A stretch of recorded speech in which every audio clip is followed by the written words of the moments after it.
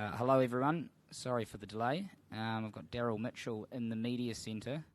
Hi Daryl, it's very good that you did. And do you think that Neesham was the man who made the match, and what were the feelings and what were the talk between both of you at that time in 17th and 18th over? Yeah, I thought the way Jimmy came out and struck the ball pretty much from ball one was pretty special, and it got us some momentum heading up into the last few overs. And we always, obviously the rate was pretty high at that stage, and I thought his knock was very special in helping us get the win. Sorry, I'll just go into the room first and then we'll go to Ian Anderson. So Deva, you can open up. And then, Hi Daz, this is Deva from Cric-Info. Many congratulations on your knock. Does that get better than this, like putting the Black Caps in the final with your former All Black dad in the stands? Yeah, it's obviously any game you win for your country is pretty special, let alone to do it in the World Cup semi. It's obviously nice to contribute and help us get over the line. But we obviously know we've got another big one coming up in a couple of days' time now, which we're pretty excited about. Right, and the first half and towards the end were pretty contrasting. Like Woakes was swinging it left, right, and centre at the top, and then you lined him up towards the end. Could you just talk about fighting through the early exchanges and lining up Woakes at the end? Yeah, I think the new ball was very challenging on that surface. It was pretty two-paced to start off with, and as you can probably see, it was tough to get going at times. But I thought the way that all the batters that came in sort of hung in there and helped build a platform to allow us to try and launch at the end. And we're obviously very lucky that a few just snuck over the rope and got us going. And I think it was obviously it's a bit of a blur, but I can imagine it was a hell of a game to watch. And I think the way England played was very special as well. So it's obviously pretty cool to get the job done, but I know it was a game of inches, that's for sure. Hey Daryl Mitchell, this is Jamil Hassan. We have been taught in school that slowly and steady wins the race. Your first 38 runs were on 33 balls and the next 34 runs were on 14 balls. How quickly you changed your tempo?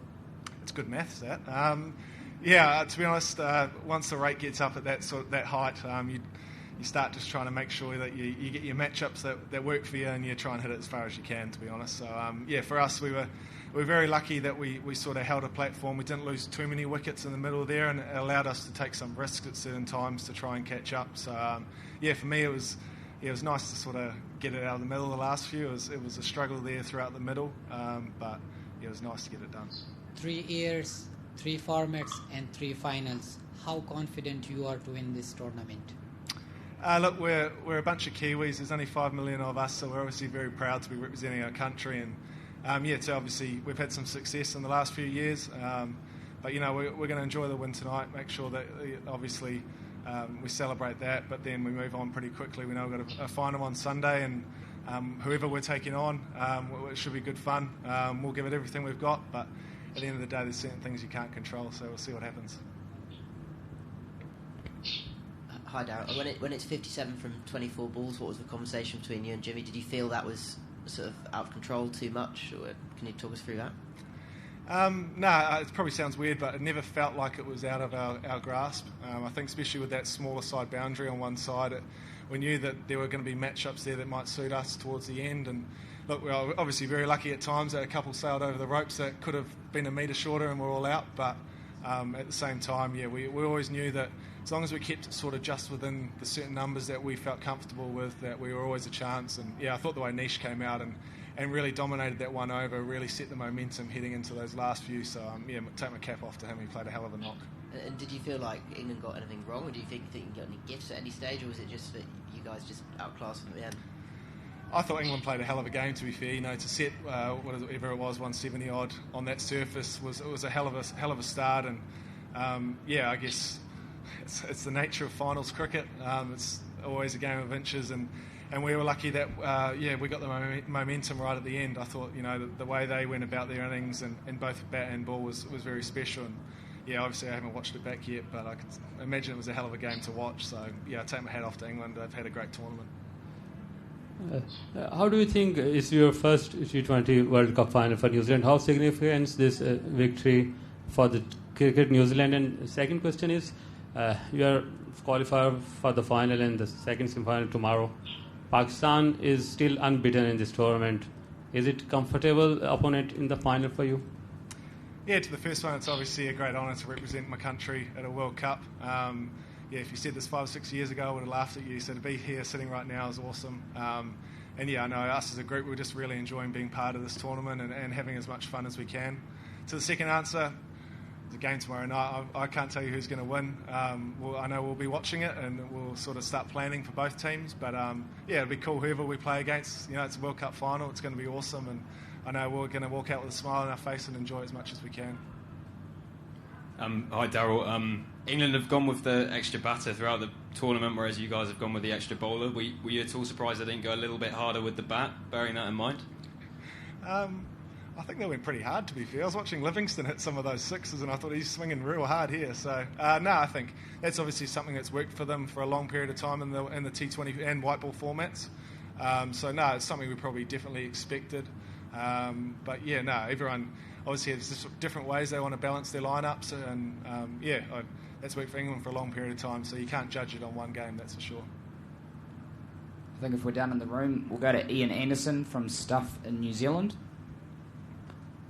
Yeah, hi Daryl, congratulations. Obviously, I think Morgan referred to in the post-game match as a late starter. It has been, to borrow a phrase of your dad's, a long journey for you to get here, hasn't it? But this was always your ambition, wasn't it, when you came back to New Zealand to play cricket, to be playing international cricket? Yeah, I guess I actually consider myself very lucky to have played for New Zealand. I think I debuted at 27, so to be able to get 7-8 years of domestic cricket under my belt before representing New Zealand, I think I actually consider myself very lucky. It means I'm allowed to learn my game a little bit and go through the highs and lows in domestic cricket, so that once you get onto the international stage, you understand what works for you, both as a cricketer and as a person, and you can just go about doing your business.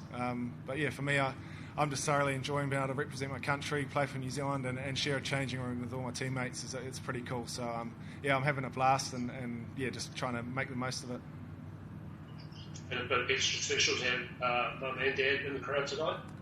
Yeah, no, it was cool to have Dad there. He obviously flying over from England. It's with what's going on in the world at the moment with COVID, it's makes it challenging at times. But no, it was cool to have him in the crowd. Obviously, with the bubble life, you can't catch up with him. But I'm sure I'll have a chat to him on the phone tonight, and he'll be pretty chuffed.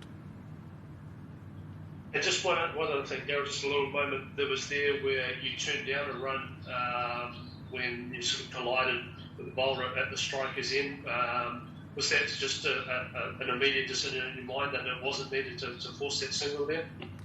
No, I felt I probably got in the way of Rashid a little bit, and I didn't want to be that guy that caused a bit of controversy. So I was happy just to, we all played the game in good spirit, and I just felt like that was probably my fault. So as opposed to trying to take the run, it's just better off just we'll start again and carry on. And I'm lucky that it didn't make a difference.